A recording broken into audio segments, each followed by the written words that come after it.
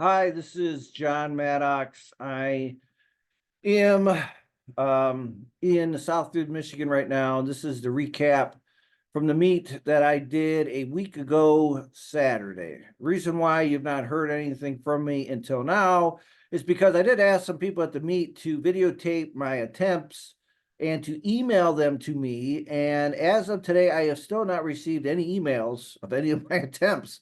So I've not been, holding out for any specific reason other than that.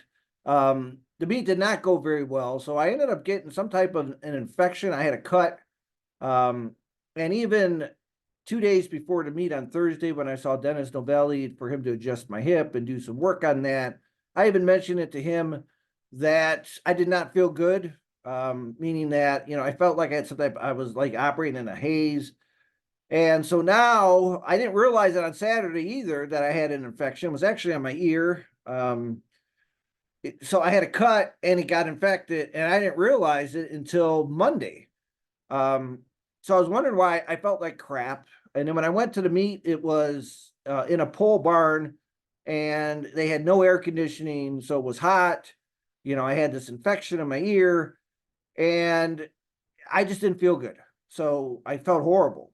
And so I did reduce my opening attempt to 655 pounds, but it might as well just been 500 pounds. I mean, I haven't been deadlifting off the floor. And like you said, I've been really concentrating on my squat, ever since my hips been back in. Because to me, I'm always someone who believes in, if you want your deadlift to go up, make sure your legs are strong. But one of the things that happened to me about 2.5 months ago is I've been trying to put some, heavy conventional deadlifts in addition to the sumo stuff that I do.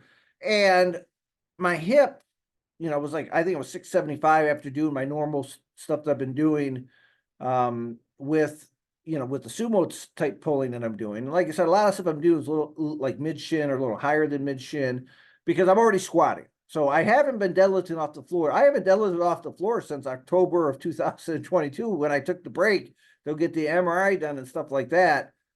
And even up to this meet, as I've been talking to Dennis and other people that I know, is like I had no idea what foot stance I was going to use.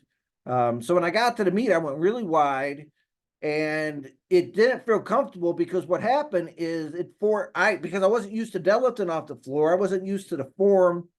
I literally my hips came up, the weight went forward, and then I had to stiff leg it up. So my first attempt at 655, because of it getting so far in front of me, I just dropped it. So I came off the floor, no problem. But once I got out where the weight was, extended out in front of me, then was more or less my lower back coming up. And because of this injury with my hip, and I've not been able to train my lower back properly because of my hip issue, like I mentioned, two and a half months ago. I mean, my hip actually felt like it did this on me when I was trying to do a conventional deadlift attempt, in the pins. And I've been afraid to do anything since then because I don't want to irritate that hip. Because its hip's not been the same ever since that happened to me. And that's just trying to do a conventional deadlift. On the way up, I felt my hip do this. It was really weird. So I really have not been training my lower back like I need to because I've had concerns about my hip. And so one of the things I think I got to do between now and next year, I don't know if I'm going to do another meet this year. I'm going to just concentrate on my squat. I think my squat goal is important. I still got to work on getting my hips not 100%, as I've been mentioning in all my videos. There's some days when it's better, other days it's not, but not deadlifting from the floor. Yeah, that creates a problem. So on my second attempt, I actually found a way to get the 655 up, even though it still went out in front of me. I brought my feet in a little closer than my first attempt, and I was able to fight it up. But the refs said that in the powerlifting community, when you're doing a deadlift, you're not supposed to, as it goes up, you're not supposed to let it go down and then go back up again. So even though I deadlifted the 655 of my second attempt, they called it no good because they said I actually started to go down a little in the process of actually doing the lift. So I did deadlift the 655. I did it raw, did it with horrible form, doing it. I did it feeling like crap. And I didn't take a third attempt. I just left the meet at that point because I felt bad, and I left. So it was more of, the heat and having this infection in my ear.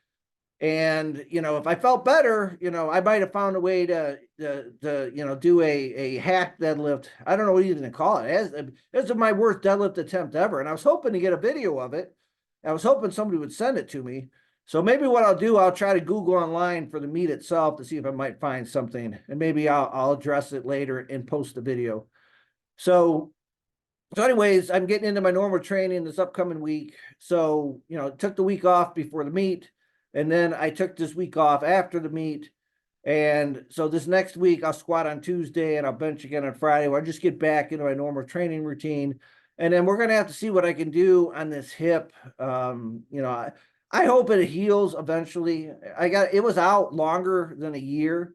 So my hip didn't pop in until August of last year. So it hasn't quite been a year that it's been back in. I mean, I've squatted 635, my biggest squat ever during this point in time, right? And I've been doing some really heavy shrugs. I've been doing some heavy top end work, but your deadlift is a full range movement. And so I got to really start working off the floor, and I got to figure out a way to get that hip under control so I get my lower back training where it needs to be. Because my favorite exercise is what I call the power stiff legged deadlift.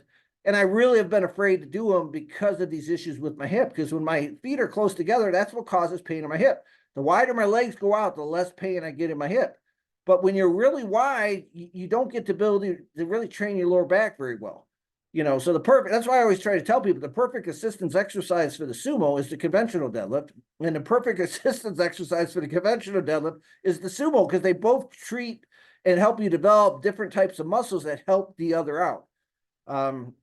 And so hopefully I can get this hip under control, because back in the day, both my conventional and my sumo were pretty close, because I would always do a sumo set because I thought it made sense. Because most of my meets I've done conventional deadlifts in.